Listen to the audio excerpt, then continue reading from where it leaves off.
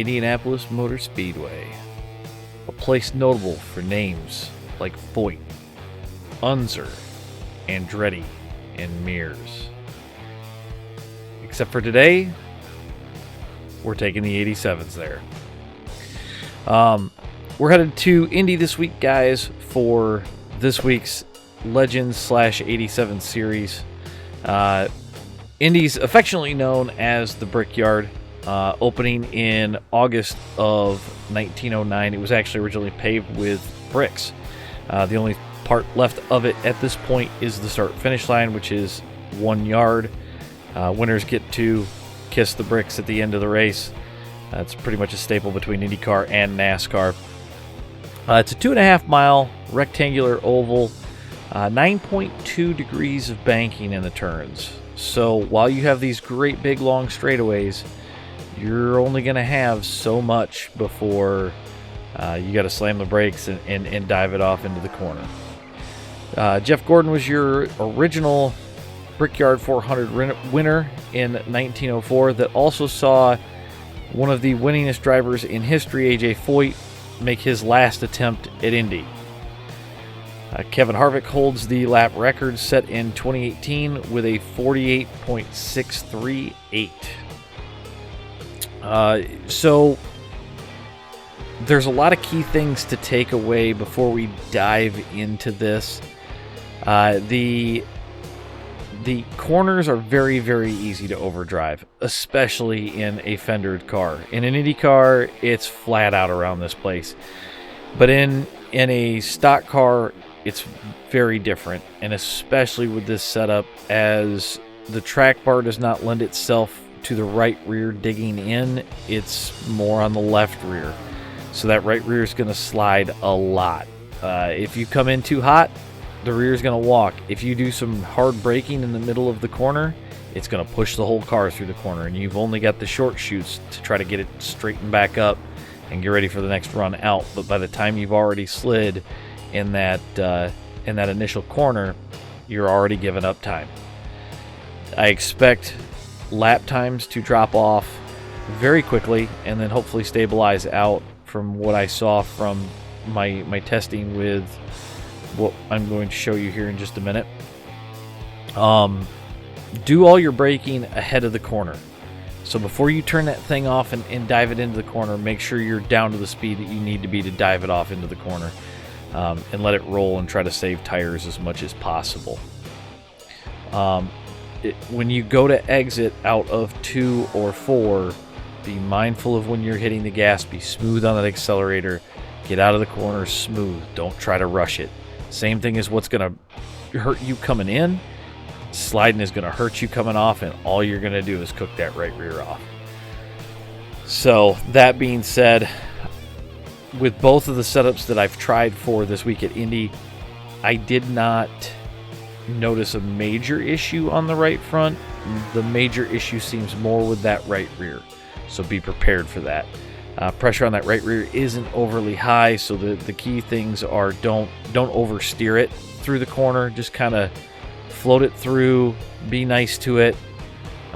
This is going to be one of those races where people are going to get jumps on you, and they're just going to fade back to you if you can save those tires. So tire save, tire save, tire save.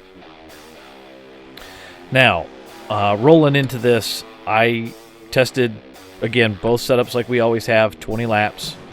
Yes, 20 laps around here felt like an eternity. They're just a shade under a minute lap time.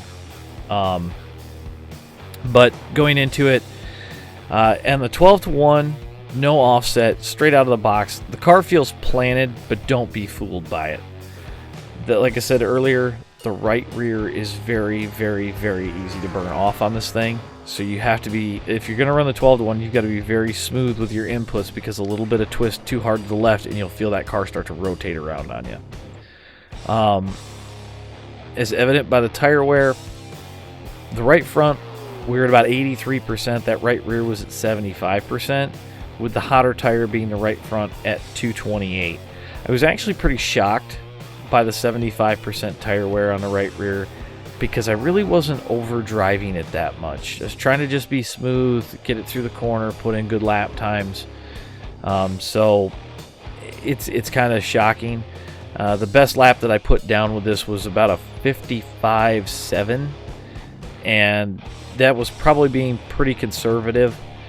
And I don't know how I'll plan to run the race this week, but it kind of goes to show you what I'm talking about with that right rear being the wear point here. The other setup that I did try was 14:1. Again, no offset. I really don't feel like it needs an offset this week. The wheel feels like it's in a really good spot. It does want to kind of turn in on its own, so you know, I don't think we really need to delve into that too much. But on the 14:1, it does feel more stable through the corner.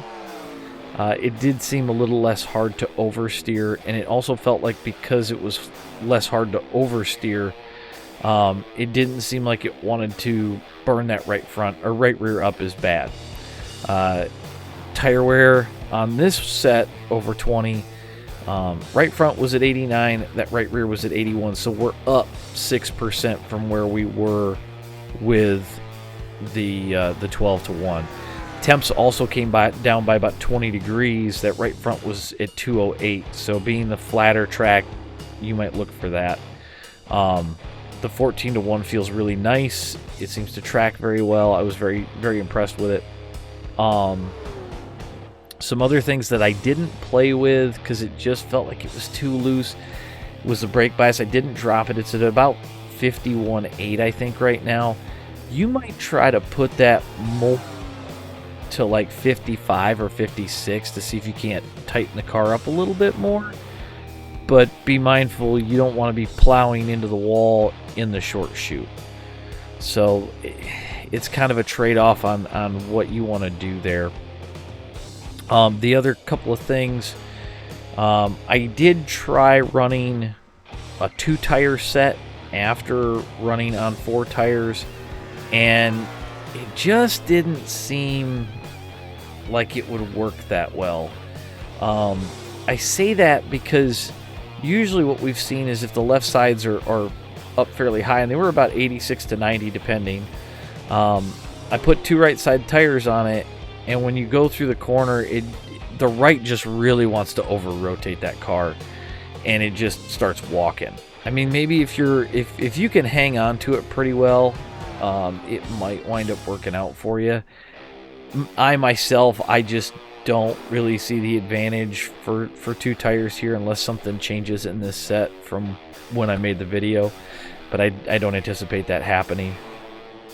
The other thing is track temp is very cool this week. It's about 78, so theoretically it should be tighter anyways, but I'm not feeling that with this setup. So again, I have a hard time saying that 2 tires here is going to work great. I would probably stick to 4, and if you're not comfortable doing a 2-tire change, I definitely would go 4. But it's going to be a tricky one to drive. It already is a tricky track to drive in almost any car. And being that these cars never raced here, which I thought was absolutely crazy, you know, it's even harder because we have no video basis for anything moving forward into actual race. So I do enjoy driving this car around here. This might be a car for or might be a track, I'm sorry, for either the Buick or the Ford, just based on the length of the front end in your view. Keep that in mind, because if you got guys that try to go higher, which that may be a good line for some, it may get you around the corner a little bit better. It's going to get tight in the short chutes, so keep that in mind. I think most of your runs are going to come out of 2 or out of 4. But make sure you get your pass completed, get your car slowed down, and then hug that bottom line through the corner. You might even enter a little wide if you can, and make a little bit of a late apex into the short chute just to kind of open that corner up a little bit more. So keep that in mind. That might be a good idea for some people. Don't try to ride the white line around this place. It won't work good for you. You'll be plowing the wall in about 5 to 10 laps because you just won't have any right front. So you're going to have to arc the first and second in the short shoot, and same thing with 3 and 4. Outside of that, guys, I don't really have much for getting around Indy. It's going to be a pretty straightforward deal, I think. If you guys have any comments, questions, put them down in the comments below. Thank you for watching the channel, watching the video, and we'll catch you guys at the races.